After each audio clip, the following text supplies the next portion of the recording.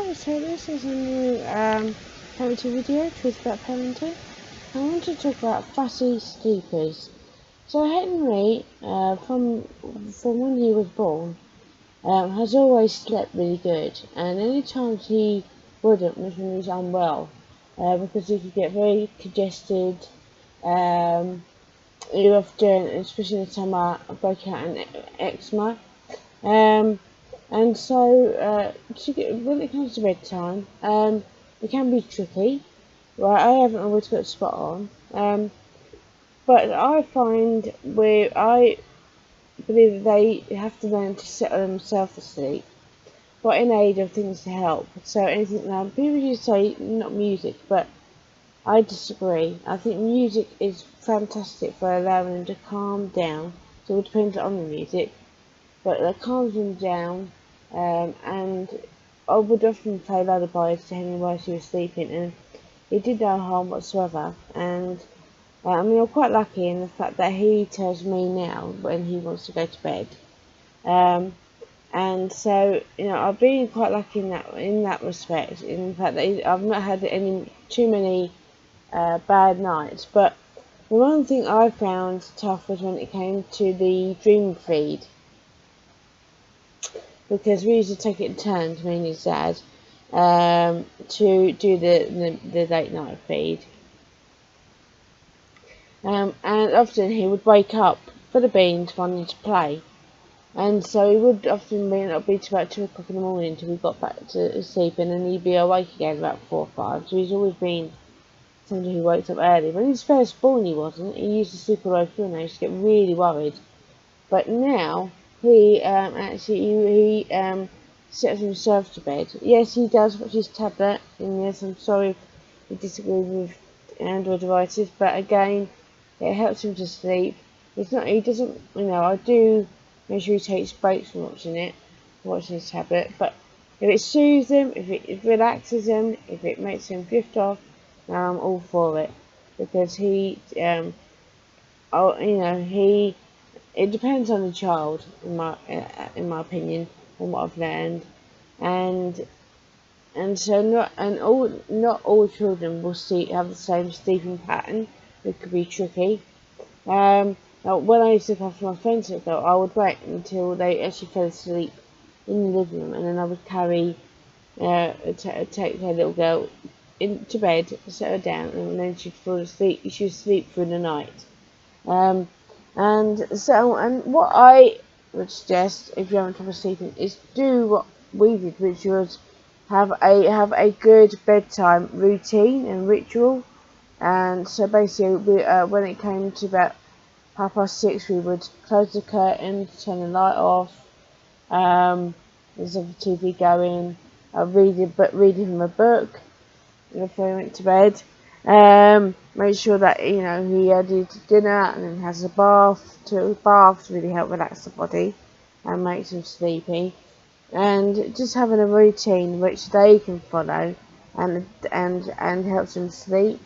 And there's so many different tools you get. You can get bright lights now, which would be brilliant when I was a kid, because I rarely ever slept. I was a terrible sleeper as a kid. I was scared of so many things, and I didn't like living on the ground floor when I lived in a housing estate, and I would often have really bad nightmares about it and bad sleep, because I used to have a horrible feeling about someone trying to break through the window. It never happened, thankfully, but I always had that fear in me, and so I didn't sleep very well at all when I was a kid. And even now, it still takes me a while to get to sleep.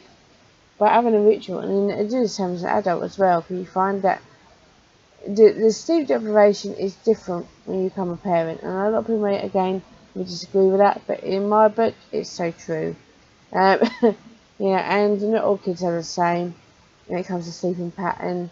They can come wide awake at 3 o'clock. I mean, Henry now, it's very unlikely for him to sleep all the way through to 6 o'clock even in the morning. He's an early riser, and he wakes up between, 5 to 5:30, or it's sometimes 1:45 if I'm lucky, and it's keeping him in bed for a bit longer and not getting up till after 7, which is a hard task you know, with Henry. But you know, it's about, you know, them settling down basically, and give them signals to let them know that bedtime's coming up, and isn't something for them to fear.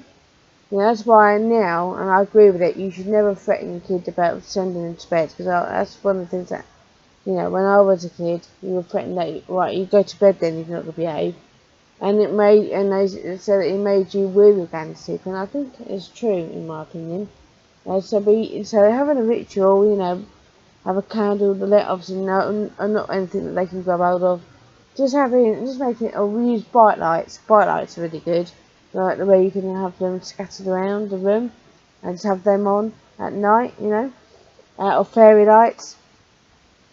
And you think that will let them know that bedtime's on the horizon, and have a set time. No, have a window of time of when to, you know, give your child breakfast, give your child lunch, and what time they have their nap, and then what time they have their dinner.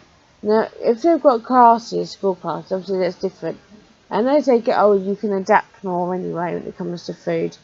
But when it comes to sleeping, you know, I find you do what works for you, but that's, you know, a couple of things that work for us, and it's just making them relax, and watching, you know, watching CB, is it CB Reads that do the Secret Garden, or a children's show, anything that makes them know that it's come to the end of the day and bedtime is coming up, and nothing they need to fear, but where they can be relaxed and be ready for the next morning. And so, you know, it's all about, you know, taking your time, not rushing them to go to sleep, but just making it into like an enjoyable experience for you, an enjoyable experience for them. So, yeah, that's it basically. That's all I wanted to talk about in this video. If there are topics that you'd like me to talk about, then do let me know in the comments below. But there's some tips on how to deal with fussy sleepers, and I hope that's helped you. So, and I do write a parenting blog.